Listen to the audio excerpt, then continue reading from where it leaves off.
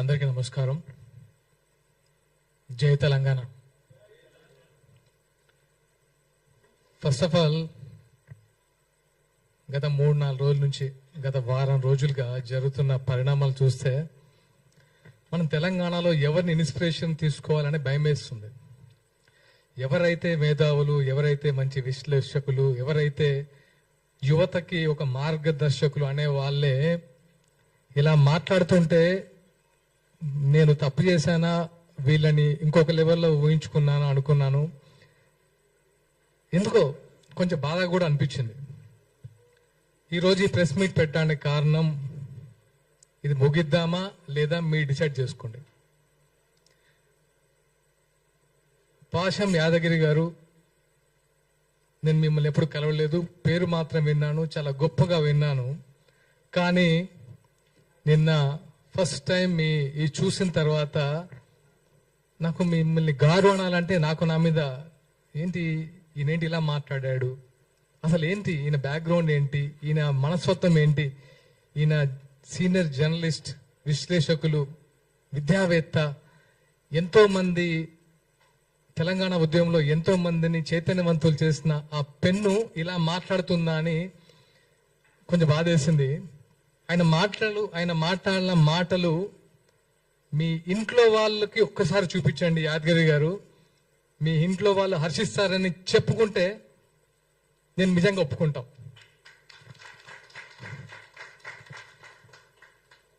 ఒక పర్సన్ పట్టుకొని మీరు ఎలాంటి మాట్లాడారో ఒకసారి మీరు మాట్లాడిన వీడియో మీరే చూసుకొని సిగ్గుపడండి, ఒక్కసారైనా సిగ్గుపడండి. ఎందుకంటే ఇంకోసారి తప్పు చేయకుండా ఉంటారు. నేను పవన్ కళ్యాణ్ గారిని అభిమానం లేకపోతే నాయకుడిగా చెప్పట్లేదు, ఒక మనిషి గురించి మాట్లాడడానికి నోరా ఇంకేమన్నా. పాషం యాదగిరి గారు, మీకు తెలిసిన మీ మిత్రులు చాలా మంది మీ గురించి గొప్పగా చెప్పేవాళ్ళు. నేను నైట్ నుంచి సర్ప్రైజ్, ఇదా ఆయన గురించి చెప్పింది. సినిమా ఆర్టిస్టులకి సిగ్గు,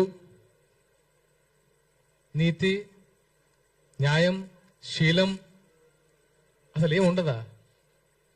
ఏమనుకుంటున్నారు మీరు సినిమా ఆర్టిస్ట్ అంటే? ఒక్కొక్కరు జీవితాన్ని పలంగా పెట్టి ఆకలితో పస్తులుండి ఇక్కడ సినిమా ఆర్టిస్టులు అవుతున్నారు. అదే తెలంగాణ వ్యాప్తంగా. వాళ్ళందరికీ మీరు ఇచ్చేది ఇదా? వాళ్ళ సంస్కారం లేదా?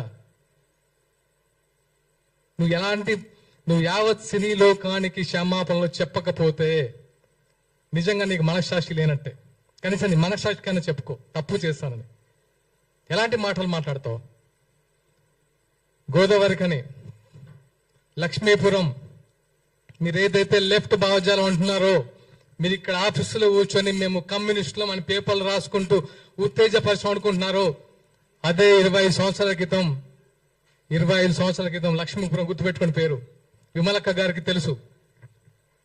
20 సంవత్సరాలు జైలు గోడల మధ్య ఫ్యామిలీని, జైలు బయట మేము. అది మా మీరు పెన్నుతో చేశారు, మేము గన్నుతో యుద్ధం చేశాం. తెలుసుకోండి. మీకేంటంటే మీకు మీడియా ఉంది కాబట్టి మీ పేర్లు బయట వినబడతాయి. కానీ అప్పుడు మాకు మీడియా లేదు, మా గురించి రాసేవాళ్ళు లేడు, మాట్లాడేవాళ్ళు లేడు, వచ్చేవాళ్ళు లేడు. కనీసం రాజకీయ నాయకులు, పోలీసు బూట్ల చప్పుళ్ళు 24 గంటలు విని ఉలికిపడలేసి వాళ్ళం. అలాంటి ప్లేస్ నుంచి వచ్చాం. మాకు కొత్త కాదు ఇవన్నీ. మీరేదో గొప్పలు అనుకుంటున్నారు. లెఫ్ట్ అంతకు మించి చేసా. ఒకసారి కావాలంటే కనుక్కోండి. ఓకే, నాకు ప్రచార కార్యదర్శి అనే పదవి మొగలి రేకులు సీరియల్ ద్వారా నేను ఒక మంచి నటున్నాను, నాకు ఫేమ్ వచ్చిందని ఇవ్వలేదు పవన్ కళ్యాణ్ గారు. నా బ్యాక్గ్రౌండ్ తెలుసుకొని, నాకున్న కమిట్మెంట్ తెలుసుకొని ఇచ్చాడు. గుర్తుపెట్టుకోండి. ఇక్కడ మేము తెలంగాణ బిడ్డలమే.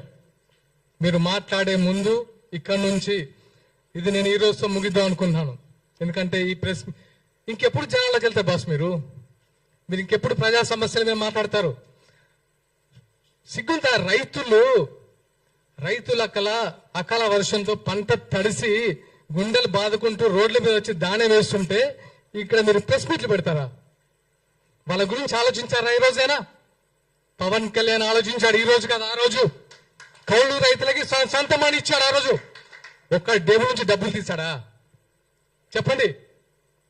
ఈరోజు ఎంతమంది రైతులు రోడ్డు మీద పడ్డారు. రైతు అనేవాడు పంటేసినప్పటి నుంచి ఎరువులు దొరక్క, రుణాలు దొరక్క, అతి కష్టం మీద పంట తీస్తే ఆ పంట నెల రోజుల నుంచి కళ్ళాల మీద పడిగాపులు కాస్తూ అరే ఎప్పుడు వర్షం వస్తా అని గుప్పిట్లో పెట్టుకొని ఉంటే వీళ్ళు వాళ్ళని పడుచుకోకుండా ఈ సొల్లు మీటింగ్లు పెట్టేసి పవన్ కళ్యాణ్ ఒకరు దొరికారు కదా, మనకు మంచి ఫేమ్ వస్తుంది, మంచి మైలేజ్ వస్తుంది, ఈరోజు ఇంతమంది వచ్చి మాట్లాడతారని సొల్లు మీటింగ్ పెడతారా మీరు? ఇదా మీరు తెలంగాణలో ఫైట్ చేసే విధానం? ప్రొఫెసర్ నాగేశ్వరరావు గారు, చాలా వీడియోస్ చూశాను మీది, ఒక మంచి విశ్లేషకులు అనుకున్నాను, కానీ ఎందుకో తగ్గించుకున్నారు గౌరవం. మీకు ఎందుకండి? మీరు అన్ని పార్టీలు సేమ్ మీ ముందు, మీరు అన్ని పార్టీ నాయకులు మీకు రెస్పెక్ట్ ఇస్తారు. మీరు ఆ ఒక్క మాట తొలిలారు, సంస్కరించుకున్నారు, అయిపోయింది. దాంతో మళ్ళీ రౌండ్ టేబుల్ మీటింగ్ అని నలుగురు రెచ్చగొడితే వచ్చేసి అసలు పవన్ కళ్యాణ్ గారు కుల ప్రస్తావన తీస్తారా? తీయండి, ప్రూఫ్ ఇవ్వండి. నిజంగా మీ ఇంటికి ఆంధ్ర పోలీసులు వచ్చారా?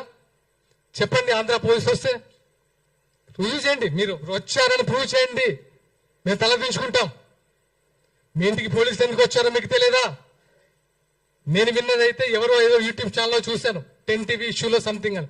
దాన్ని ఆంధ్ర పోలీసులు వచ్చారు అరెస్ట్ చేయడానికని ఒక ప్రోగ్రాం పెట్టి విద్వేషాలు రెచ్చగొట్టి అవసరమా? మీరు యువతకు మార్గదర్శకులు అనుకున్నాను, కానీ ఇలా దిగజారుడుతానం చేసి దిగజారడం అంటే నాకు తెలిసి ఇలా ఈ టైంలో యువత కూడా ఇలాంటి చెత్త మాటలు మాట్లాడట్లేదు. సొఫిస్టికేటెడ్ గా ఉంటున్నారు, అంబిషియస్ గా ఉంటున్నారు. ఏవి నీళ్లు, నిధులు, జ్ఞాపకాలని 12 సంవత్సరాల తెలంగాణ ఏమైందని ఒకసారి ప్రశ్నించారా? విగ్రహాలు పెడుతున్నారు, ఎన్టీఆర్ విగ్రహం పెడుతున్నారని గొడవ చేస్తున్నారు కదా. టీఆర్ఎస్ హయాంలో చాలా విగ్రహాలు పెట్టారు కదా, అప్పుడు ఎందుకు ప్రశ్నించలేదు? అప్పుడు ఎందుకు నోరు లేవలేదు? అదే స్వయంగా కేటీఆర్ గారి పేరే ఎన్టీఆర్ తారక రామారావు పేరు పెట్టారు, మార్చేస్తారని మార్చారు కదా. ఇది కాదు కదా. సమస్యల మీద ఫైట్ చేయండి.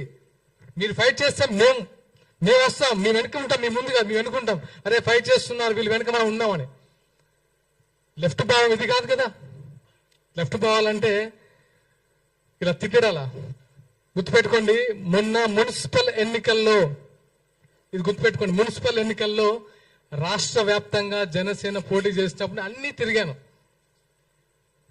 గోదావరి కల్ని పరిసర ప్రాంతంలో ఎల్బీ నగర్ లో ఒక్క కమ్యూనిస్ట్ గెలిస్తే నా ఫస్ట్ ఫోన్ ఆ కమ్యూనిస్ట్కి ఫోన్ చేశాను. అతని పేరు సూర్య. అది నేను ఎవరికి ఫోన్ చేయలేదు, కాంగ్రెస్, టిఆర్ఎస్, బీజేపీ. ఒక కమ్యూనిస్ట్ పార్టీ గెలిచిన యువకుడు, అరే ఈ టైంలో ఇంత ఉందా, ఇంత అంబిషియస్ గా ఫైట్ చేస్తున్నాడు, ఎవరా యువకుడు అని చెప్తే అతని పేరు సూర్య. అతని ఫస్ట్కి వెళ్ళి నేను ఫోన్ చేసి మాట్లాడి నేను అప్రిషియేట్ చేసిన మొదటి వ్యక్తిని. అది నాలో ఉన్న కమ్యూనిస్ట్ రక్తం. మీలో ఉంది కమ్యూనిస్ట్ రక్తం కాదని నా ఫీల్. ఎందుకంటే ఇలా తిట్టద్దు. ఇలా తిట్టుకుంటూ కొట్టుకుంటూ ఏం సాధిద్దాం తెలంగాణలో? ఏముంది ఇప్పుడు సిచ్యువేషన్? తెలంగాణలో ఏమైనా ఉందా, మిగిలిందా? ఎవరైనా సంతోషంగా ఉన్నారా? యువత సంతోషంగా ఉందా? వాళ్ళ ఉద్యోగాల సిచ్యువేషన్ ఆలోచించారా? మొన్న ఆర్టీసీ కార్మికులు సూసైడ్ చేసుకుంటున్నాయి కదా, వాళ్ళ సంతోషంగా ఉన్నారా? రైతులైతే వాళ్ళ బాధ వర్ణాతీతం. ఎరువులు దొరక్క, పంట చేతికి వచ్చిన తర్వాత నీట మునిగి, రైతు బంధువులు లేక, రుణమాఫీ కాక, ఇన్ని సమస్యలు పెట్టుకొని మీకు పన్నీ పాట లేక రౌండ్ టేబుల్ సమావేశాలు పెట్టి ఏం చేశారా మీ జేబులో నుంచి? పవన్ కళ్యాణ్ గారు ఏం చేశారు మీకు తెలియదా?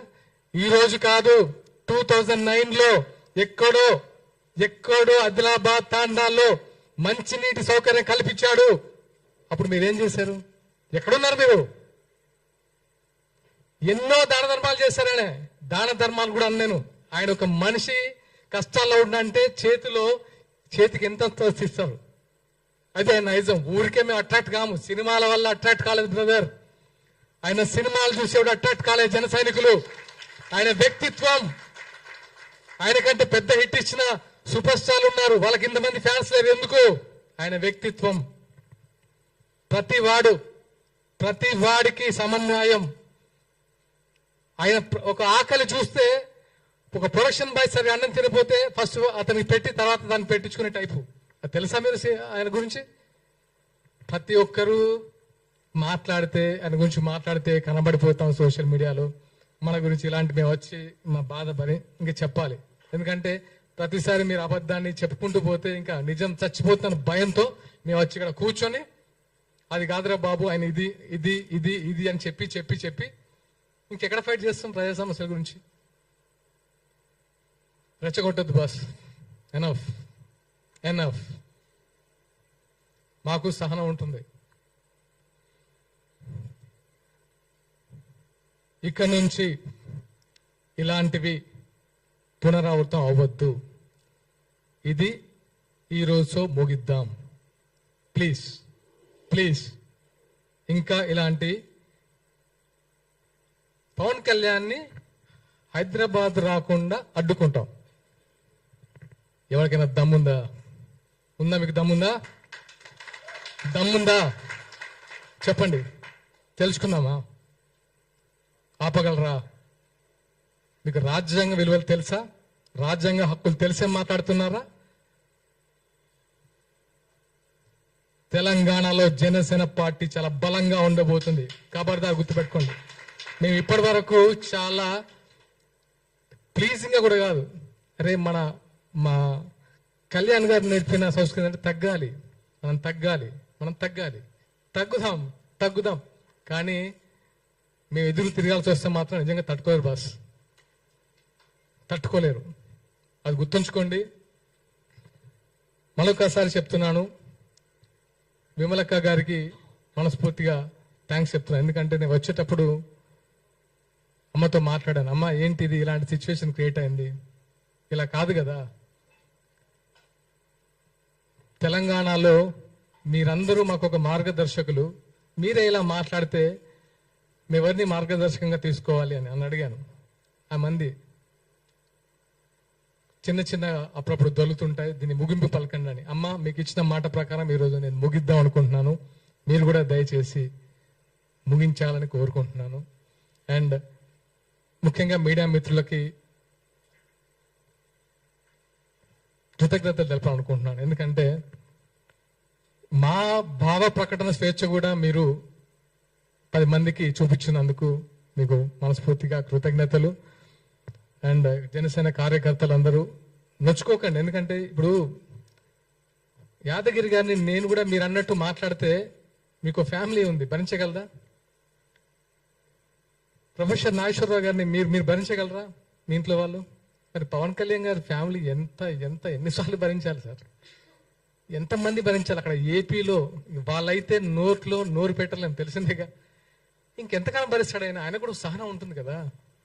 ఇంకానా 3 పెళ్లిళ్ళు 2 పెళ్లిళ్ళు ఏంటి బాస్? ఇంకా ప్రపంచంలో ఎవరికి సిచ్యువేషన్స్ వల్ల అవ్వట్లేదా? ఆయన ఏమన్నా రాజ్యాంగ విరుద్ధంగా చేశారా? ఆయన ఏమన్నా హింస పెట్టారా వాళ్ళ వైఫ్స్ని?